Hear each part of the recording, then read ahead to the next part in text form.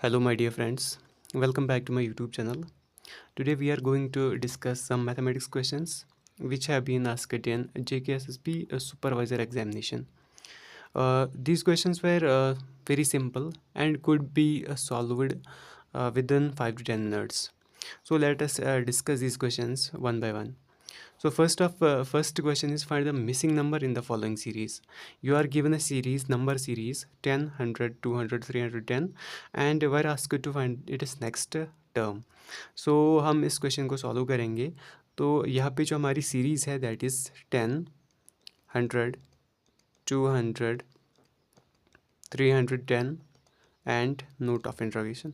तो अगर हम यहाँ पे देखेंगे फर्स्ट टर्म और सेकेंड टर्म की जो डिफरेंस है दैट इज़ 90. सेकेंड और थर्ड टर्म की जो डिफरेंस है दैट इज़ 100. थर्ड और फोर्थ टर्म की जो डिफरेंस है दैट इज़ 110. तो यहाँ पे एक पैटर्न बन रहा है 90, 100, 110 डिफरेंस आ रही है. तो ऑब्वियसली नेक्स्ट जो दो टर्म्स होंगी उनकी जो डिफरेंस होनी चाहिए वो होनी चाहिए 120. तो नेक्स्ट टर्म फिर क्या होगी that will B 310 plus 120 that is 430. So the right answer for question number 51 was 430, that is option number A. Now the second question is if the price of the commodity is increased by 50%, by what fraction must its consumption be reduced so as to keep the same expenditure on its consumption? तो इसमें हमें क्या करना है, सबसे पहले हम suppose करेंगे कि जो कॉमोडिटी का एक्चुअल प्राइस है वो हम x लेंगे. So let us solve it here. It is question number 52. हम एक्चुअल प्राइस सपोज करेंगे, actual price of A commodity वो हम सपोज करेंगे दैट इज़ एक्स. तो अब क्या होता है, अब इस कमोडिटी का प्राइस 50% इंक्रीज़ होता है. तो इंक्रीज़ड प्राइस आपको क्या मिलेगा, इंक्रीज़ड प्राइस आपको मिलेगा प्रिंट. यहाँ पे आपको परसेंटेज का कंसेप्ट यूज़ करना है दैट इज़ एक्स प्लस 50%. 50% आपको आ जाएगा 50/100 इंटू एक्स. तो उस चीज़ को हम इस तरह लिखेंगे x into 50/100 it is x plus x divided by 2 that will be 3x divided by 2 or we can write it as 1.5x. that is ये क्या हमें मिल गया, increased price of commodity. Now we have to reduce the consumption so as to keep the expenditure same, that is our expenditure must remain x. तो हमारा जो expenditure है वो क्या होना चाहिए, x होना चाहिए. तो अब इसके बाद हम देखेंगे increased price. What is increased price, that is increase in price हम देखेंगे. That is increase in price is equal to increased price minus actual price. वो आ जाएगा 1.5x minus x that is 0.5x. अब जो हमें फ्रैक्शन चाहिए वो हमें कैसे मिलेगा, वो हमें इस चीज़ से मिलेगा, increase in price divided by increased price. इससे हमें वो फ्रैक्शन मिलेगा जिससे हमें जो हमें रिक्वायर्ड है. तो वो हम इस तरह सॉल्व करेंगे that is 0.5x divided by 1.5x. That means हमें ये फ्रैक्शन चाहिए जो हमें जिससे हमें कंजम्पशन को रिड्यूस करना है so as to keep the same expenditure on its consumption. तो इस चीज़ को सॉल्व करेंगे that is 0.5x. We can write it as 5x/10 into 10/15x. यहाँ पे इस चीज़ को सॉल्व करेंगे. 5 1s are 5, 5 3s are 15, that is 1/3. So the required fraction is 1/3. तो इसका जो आंसर है ऑप्शन नंबर बी आएगा. तो इसके बाद एवरेज का बेसिक क्वेश्चन आया था. एवरेज का क्वेश्चन क्या है, the average weight of group of 7 boys is 56 kg. 7 boys का जो ग्रुप है उनकी एवरेज वेट कितनी है, 56 kg. उसमें जो इंडिविजुअल वेट्स है 6 स्टूडेंट्स की, 6 बॉयज़ की, वो है 52, 57, 55, 60, 59 एंड 55.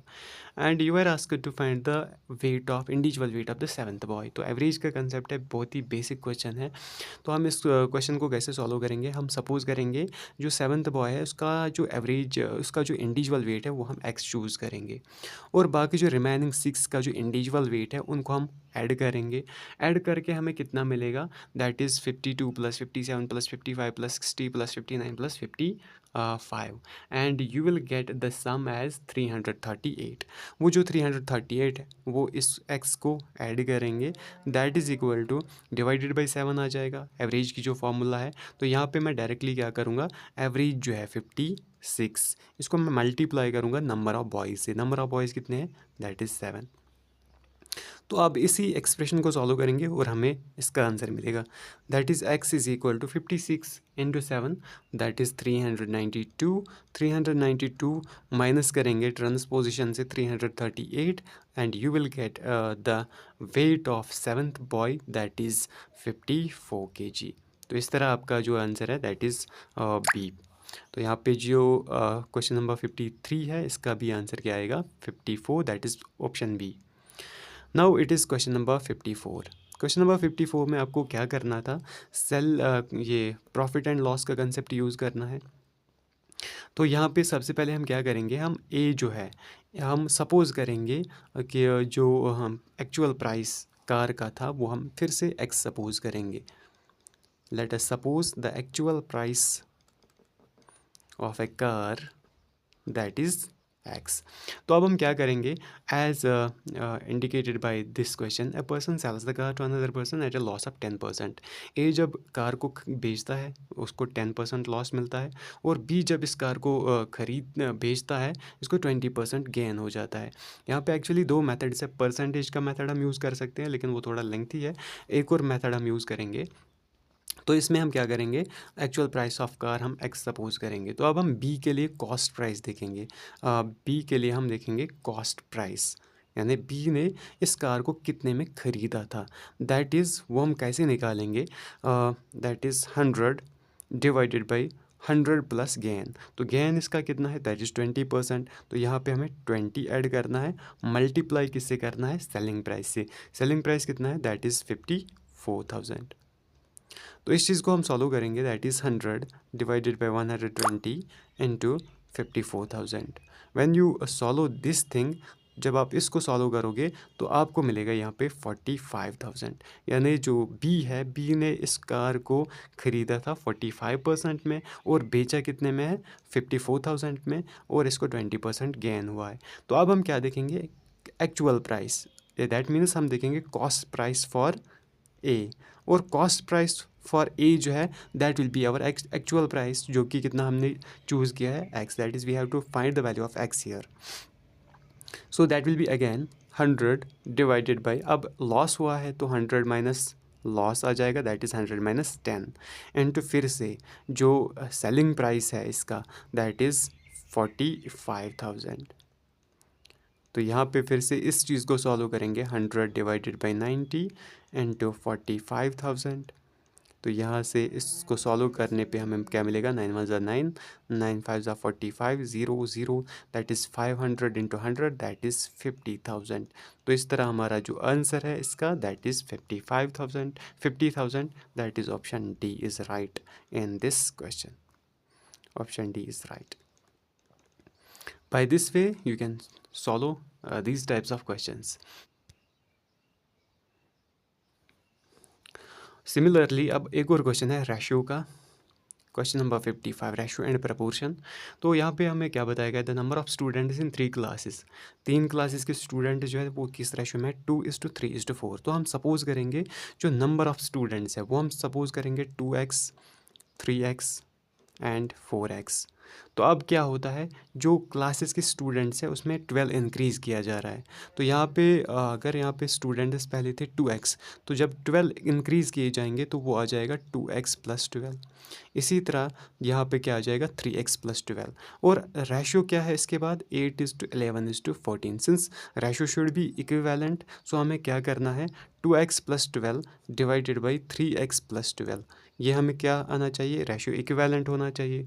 वो हम इक्वल लिख सकते हैं 8/11 को।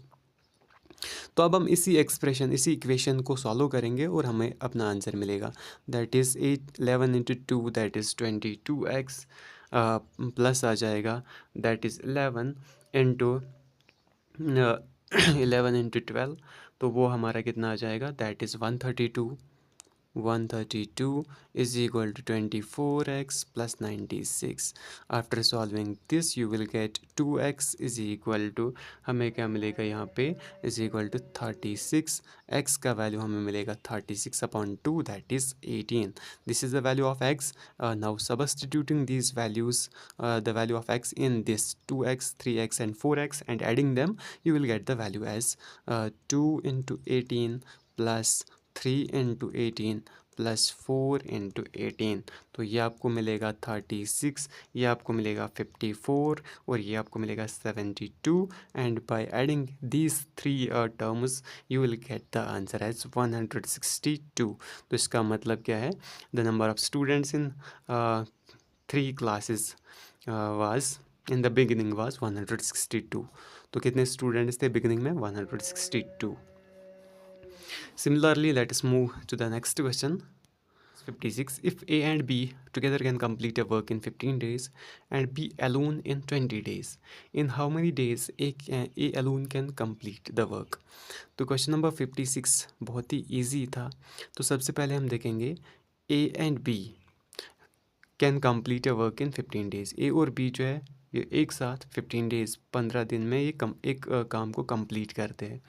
तो हम यहाँ पे क्या देखेंगे, 1 डे वर्क, 1 डे वर्क. हम एक दिन के का काम देखेंगे, किसका, ए और बी का, that is A plus B का. 1 day work of A plus B, तो वो हमें कितना आ जाएगा, दैट इज़ 1/15. क्योंकि दोनों ही जो है काम करते हैं, काम को कंप्लीट करते हैं 15 डेज़ में, तो एक दिन का जो काम होगा दैट विल बी 1/15. इसी तरह हम 1 डे वर्क देखेंगे, किसका, बी का. 1 डे वर्क ऑफ बी, तो बी जो है एक दिन में कितना काम करेगा, 1/20, क्योंकि 20 डेज़ में ये काम को ख़त्म करता है. तो अब हमें क्या देखना है, 1 day work of A, that will be A और बी की जो 1 डे वर्क है उसको हम ये बी की 1 डे वर्क सब्ट्रैक्ट करेंगे, वहाँ पे हमें ए की 1 डे वर्क निकलेगी, that is 1/15 minus 1/20. Solving this you will get 20 minus 15 divided by 300. You will get this as 5/300. This is further 1/60. तो आपका जो आंसर है दैट इज़ 1/60. दैट मीन्स जो ए का 1 डे वर्क है that is 1/60. From this you can conclude that A can complete this work in 60 days. तो हमारा जो आंसर है दैट इज़ 60. तो हम इस तरह लिखेंगे, therefore A can complete this work in 60 days. इस तरह हम इस क्वेश्चन को सॉल्व करेंगे. Now it is question number 57. ये बहुत ही आसान सीरीज़ थी.